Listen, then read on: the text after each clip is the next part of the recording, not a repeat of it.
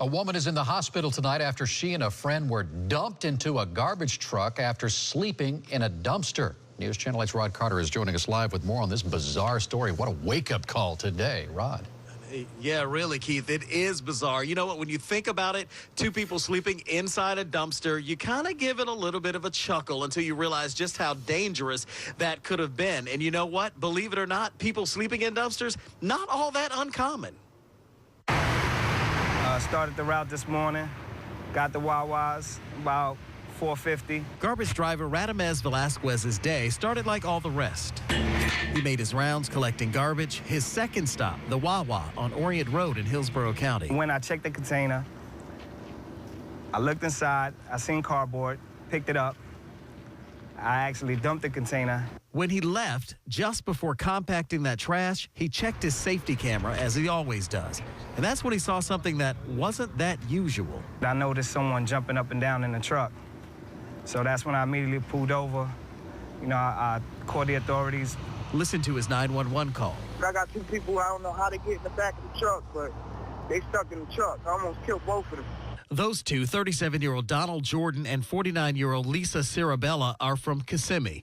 These are mugshots from previous arrests. Velasquez told me Jordan was a mess. He was a little bit irate himself. He said he couldn't trust me. I really don't understand what was happening at that point. It didn't get much better when authorities talked to him either. The mail, it was very difficult getting information from him. He was very intoxicated, reeked of alcohol.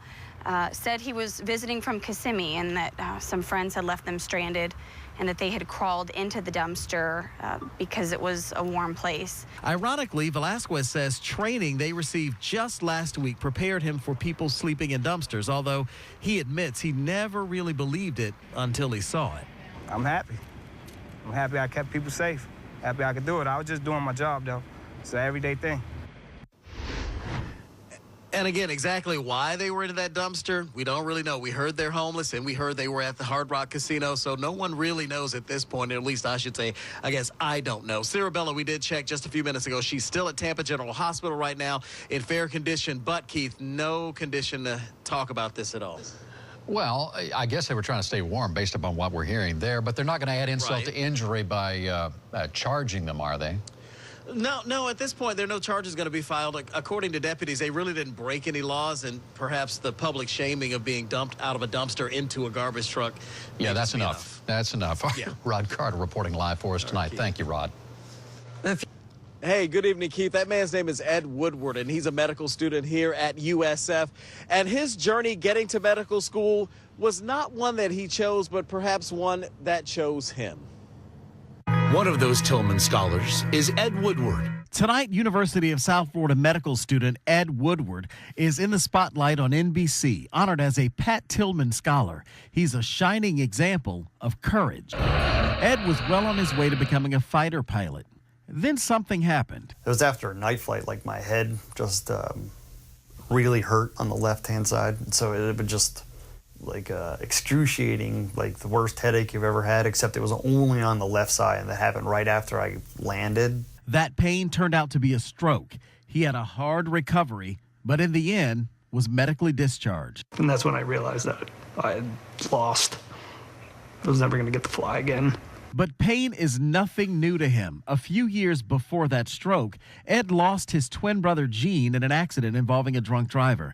And now, without a flying career and without his twin, Ed truly was lost. His grandfather is the person who gave him clarity. And I'm like, Gramps, I don't know what to do. I don't know what I can do. And he looked at me and he said, why don't you go finish what Gene started. And he did. He entered medical school at USF. What his brother was doing when he was killed. Well deserved. Well deserved. He's a really hard worker. Med student Jamal Hardy knows Ed really well. They were in a master's program together, and they're now in their first year med class together as well. He's like a pretty inspirational guy. He's actually our class president, you know, so he's really a hardworking person. Jamal tells me he, Ed, and the entire class of 2018 spend a lot of time in this building. But for Ed, not so much tonight. He was at the Super Bowl, but Jamal says that is an honor that is well-deserved. Something else well-deserved, that Tillman Scholarship. It changed Ed's life for good. I was proud of myself again. And what an amazing game he got the chance to watch tonight. Ed, by the way, wants to become a neurologist and specialize in brain health. His hope is to be able to assist veterans with traumatic brain injury. Keith, an inspirational guy indeed. An impressive man, to say the least. Thank you for sharing his story. Thank you, Rod. They actually did do that, Keith. Instead of just going to see the movie, they actually held a March of Solidarity, leaving right here from the school, walking down Cypress to West Shore to head over to the movie theater to see it, with the police blocking the intersection as they made their trek. Holding signs that read March of Solidarity, Voting Rights and Freedom, nearly 400 juniors and seniors from Jefferson High School marched to their next class. But that class was several blocks away, in a movie theater at West Shore Mall. The students were going to see the movie Selma, about all that led up to and after Bloody Sunday in Selma, Alabama 50 years ago. We talked to senior Patrick Scott before the movie. As you see, Jefferson is a very diverse school, so it gives a lot of students insight on what they don't know about Black history. And not only Black history, it's American history. The principal and an instructor at Jefferson thought up this idea to have the kids watch this film about history and to march to see it. They say it serves a dual purpose. And this was an opportunity, West Shore is right here, an opportunity to celebrate Black History Month. For them to walk away with a significant amount of information that they can understand the historical aspect of the civil rights era. Now, during the film, there were times when the kids were both laughing and extremely quiet. Afterwards, I talked to some of those students about what they thought. I thought it was a great movie. It gave people strength to vote. They fought for what was right, even though it was hard. And Patrick, who we talked to before, was amazed by everything he saw. It was real life. I've seen a lot of movies about the civil rights movement, but this one was efficient.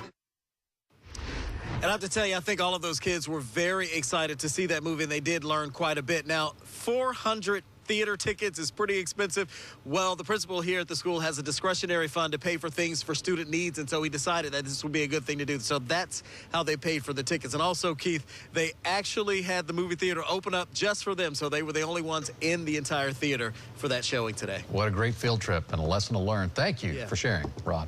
Why this year, Rod Carter is live in Ybor City with details on why the streets of Ybor will be extra packed. So do tell, Rod. Well, you know what, Keith? I'll give you a big hint. Take a look at the beads around my neck. They are heart-shaped. That's the reason. Tomorrow, of course, is Valentine's Day, and tomorrow is also the Santiago Night Parade, both happening on the same day. So you would think the business owners down here would be excited, right? Well, not all of them are in love with that idea. At Buccaneer Beads, the flashier, the better. We're busier than ever. These folks are in the throes, pun intended, of their bead business. The crew of Santiago Night Parade is one of their busiest times. We're running around like crazy and listening to our music outside and getting everyone pumped up for the parade tomorrow. And while they're loving this, I'm appreciative of the business. Over at Kearney Restaurant in Ybor City, they would have loved to have had the business they're expecting for the night parade twice.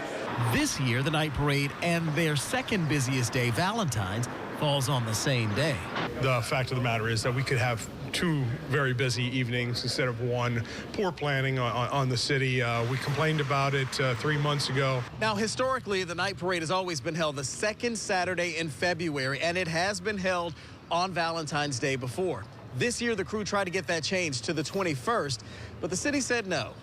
And it all has to do with who is watching for problems. We were informed by the city that the Gasparilla Distance Classic was going to be held that day, and law enforcement would not be able to handle the security for two big events that same day. They tried a couple of other dates, same problem, so Saturday night will become the night parade of love. All right, so the business owner I spoke with called it princess problems. I mean, they're arguing over having two very busy nights versus having one very busy night, but certainly business owners down here would love to have as much business as humanly possible. Again, they're going to have to deal with lots of large crowds down here for 2 nights. I would suggest if you're coming down for the parade, which, by the way, starts at 7 tomorrow night, get here early. Keith? All right. Well, I have not seen heart-shaped beads like that before, Rod. That's a good look. You know what, Keith? I asked her about the heart-shaped beads. It's their biggest seller. They sell out of these things immediately. A lot of people want them. They do, and you look sharp in that. So thanks for telling us all about it. I heard he was dancing in the background. I missed that. Yeah, Somebody said he's a good dancer, too. I'd like to have seen that.